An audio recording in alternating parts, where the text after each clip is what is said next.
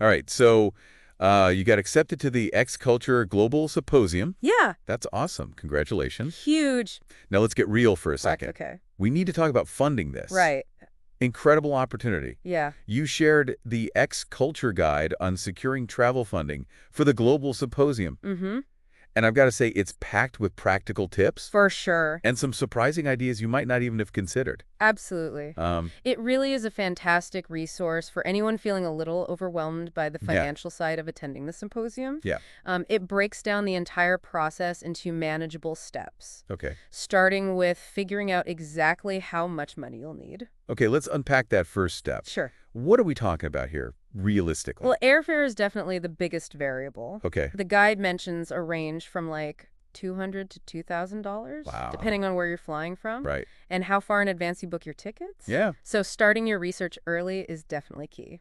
got it. And don't forget, those Yeah. prices don't include things like baggage fees, Oh, in-flight mm, meals, right, or transportation to and from the airport. right. Those hidden costs can really add up. Oh, for sure. What about things like accommodation and meals? Good news on that front. Okay. X Culture actually covers your accommodation during the symposium itself. Oh, wow. Okay. They really try to make it as accessible as possible. That's great. But you'll need to factor in costs for any extra days you want to spend sightseeing Right. before or after the event. Okay. The guide suggests budgeting around $30 to $150 per night for those additional accommodations, Okay. and another like $5 to $20 per meal. Okay, so airfare is a big question mark. Yeah. And then we've got those potential extra costs for sightseeing. Mm-hmm. It sounds like getting a clear picture of your overall budget is a crucial first step. Absolutely. But once you've got a number in mind, Right. where do you even start looking for funding? This is where the guide really shines. Okay.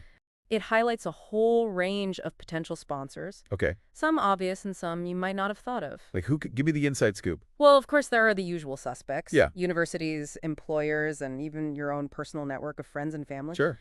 But the guide also encourages exploring less traditional avenues, Okay. like local businesses, government officials, Wait, hold on. even nonprofit organizations. Government officials. Yeah. How does that work? It sounds surprising at first, Yeah. but it makes sense when you consider the goals of many government programs. Okay. Turns out city mayors, regional government offices, and even some politicians have initiatives specifically designed to support educational initiatives, Interesting. especially those focused on global engagement Right. or international business. So it's about connecting the dots between what they're looking to support Yeah, and what the X Culture Symposium is all about? exactly. The guide recommends researching the goals and priorities of these government programs Oh, to see if there's a natural fit. gotcha. You might be surprised at the opportunities that exist right in your own community. Okay, so we've got a potential list of sponsors, Right. but just emailing everyone, please give me money, isn't exactly a winning strategy, right? You're absolutely right. Uh-huh. That's why the guide dives deep into the psychology of approaching sponsors effectively. Yeah. It's all about showcasing the value you bring to the table. So it's less about me, Yeah, and more about here's how supporting me benefits you. exactly. Think of it as a partnership. Okay, What can you offer in return for their investment? right.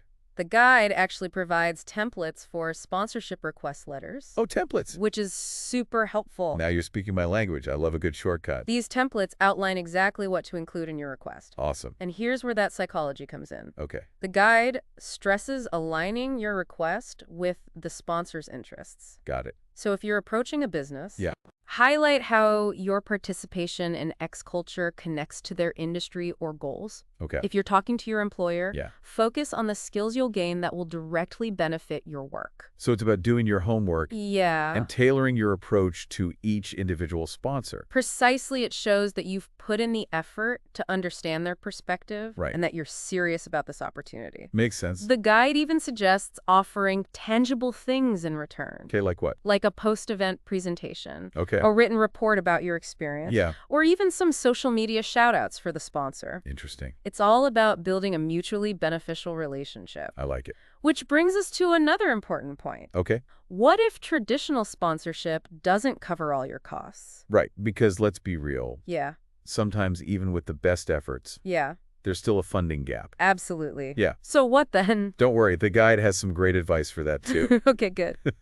It dives into alternative funding methods, starting with crowdfunding. Crowdfunding, that's a popular option these days. It really is, and for good reason. Yeah. Platforms like GoFundMe allow you to tap into a much wider network of support, Right. including friends, family, former classmates, Okay. and even your social media So followers. it's like activating your personal cheer squad. Exactly. But here's the key. Okay. The guide emphasizes that simply creating a page and asking for money isn't enough. Right. You need to craft a compelling narrative. So tell me more about this storytelling aspect. Yeah. What makes a crowdfunding campaign truly stand out?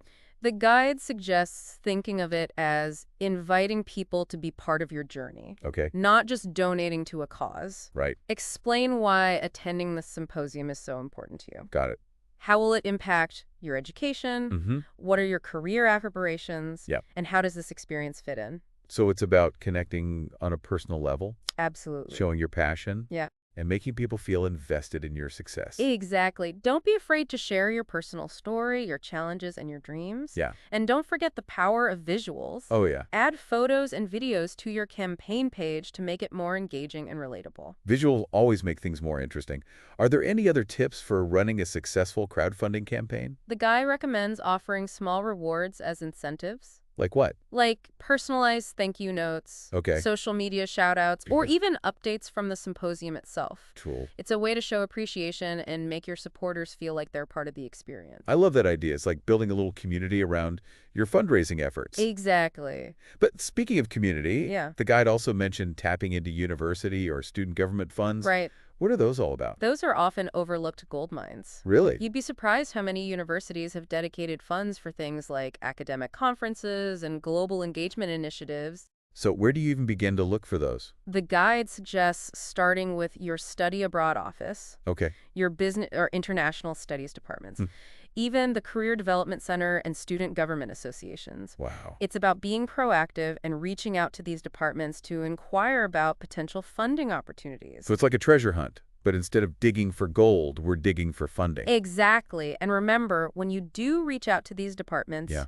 be prepared to clearly articulate how the X Culture Symposium aligns with your academic and career goals. Okay. These funds are typically awarded to students who demonstrate a clear purpose Mm-hmm. and a genuine commitment to their field of study. So it's not just about I want to travel the world. No. It's about I want to attend this symposium because it will help me achieve X, Y, and Z in my future career. Exactly. Show them that you've thought this through Okay. and that this experience is a genuine investment in your professional development. I'm starting to see a theme. What's that? It seems like no matter who you approach for funding, Yeah. it's all about presenting a clear and compelling case for why supporting you is a good investment. You're absolutely right. And that brings us to another potential source of funding your employer. Oh, right. We briefly touched on that earlier. Many companies, especially larger ones, Mm-hmm. have professional development funds specifically for employee training and conferences. So even if they're not directly sponsoring the X Culture Symposium, Yeah, they might be willing to contribute to my professional development. exactly. It's in their best interest to invest in their employees' growth. That's a good point, but how do you go about approaching your employer about this? The guide suggests framing it as a win-win situation. Okay. Highlight how attending the X Culture Global Symposium will enhance your skills, Yeah. broaden your knowledge base, Right. and ultimately make you a more valuable asset to their team. So it's about selling the benefits to them Mm-hmm. as much as it is about fulfilling your own aspirations, Precisely. And remember, even if your company doesn't have a formal sponsorship program, right? they might still be willing to offer partial reimbursement for work-related training or travel. Oh, okay. You never know until you ask.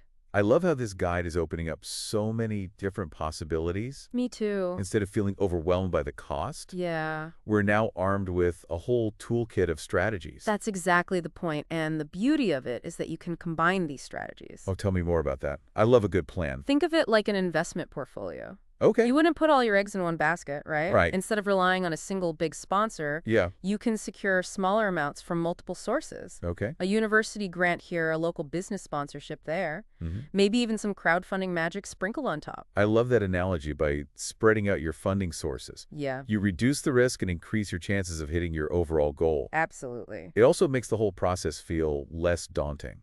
For sure. And speaking of reducing stress, let's talk about timing. Oh no, here comes a procrastination lecture. No lectures here, just a friendly reminder that when it comes to funding, Yeah. starting early is essential. Okay, point taken. So no more putting things off until the last minute. Good. What's a realistic timeline to aim for? The guide recommends giving yourself at least 3 to 4 months Wow. to secure the funding you need. Okay. So if you're serious about attending the X Culture Global Symposium, which I know you are, I am. it's time to start researching potential sponsors now Okay. and marking those deadlines on your calendar. Okay, I'm adding research funding to my to-do list as we speak. Perfect. But realistically, even with the best planning securing funding, can feel like a marathon, not a sprint. For sure.